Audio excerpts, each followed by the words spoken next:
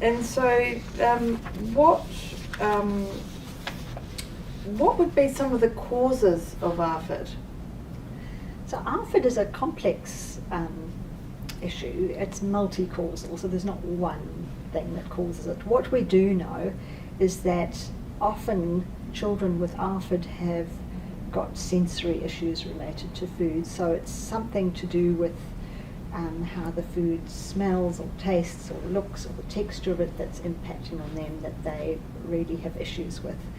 We also know that a lot of children with ARFID are called super tasters, which means their taste is very, very sensitive to differences in change. So quite advanced sort of palate. Almost advanced palates that they can taste any small changes in food or food that, so if Marmite, for instance, changes the recipe, that will be off the table often because it's a new taste. It's a different food, they can taste the difference.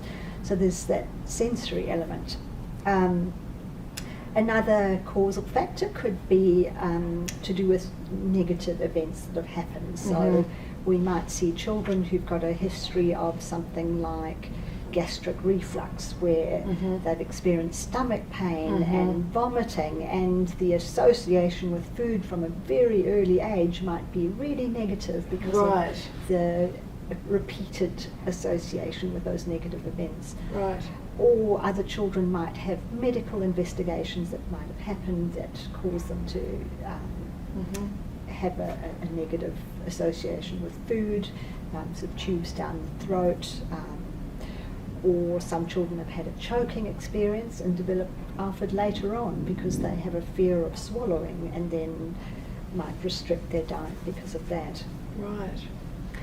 And then there are other things like developmental issues. So children who are on the autism spectrum are often quite rigid and like things to be just so, and that can spread to food as well, where they're very particular about the food they will eat, the texture of the food, whether it's touching or another food or not. And so it slips very easily into becoming an issue in its own right because of that difficulty with new things and change, and that can roll over into food. There's things like anxiety, so dealing with new food is almost like an anxiety disorder. It's an anxiety around new tastes, and so there's a very strong correlation between anxiety and ARFID. So quite a lot of the kids that we see with ARFID have got some underlying anxiety, not all, but there's a correlation. And there's a genetic element.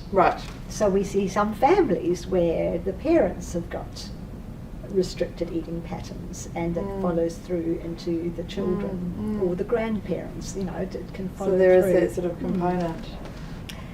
And we also know that parents with the very best of intentions can sometimes manage fussy eating in a way that pushes it more towards ARFID, just by some of the strategies they're using that aren't very helpful. So yeah, parents with the very best of intentions can really struggle to manage the fussy eating and may inadvertently push it over towards looking more like ARFID.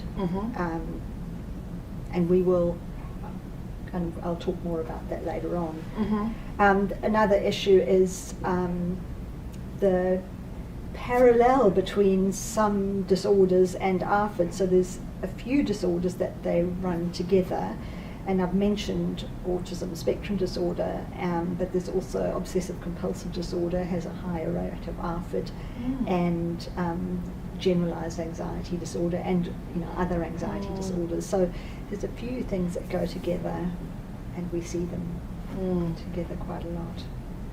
So when would a parent become concerned about that limit? When should they start to become concerned about that limited food range? Yeah, well, that's a good question. I mean, we are concerned when children have fewer than 20 foods, and obviously that with that few foods, there's a risk of a child burning out on the food because they have so few foods. They eat it frequently, and then if you eat a food frequently, you can tire of that food and then lose that food from your diet. So it creates those sorts of risks. And the most obvious one is when children aren't meeting their nutritional needs because they're not getting enough of a variety in their diet.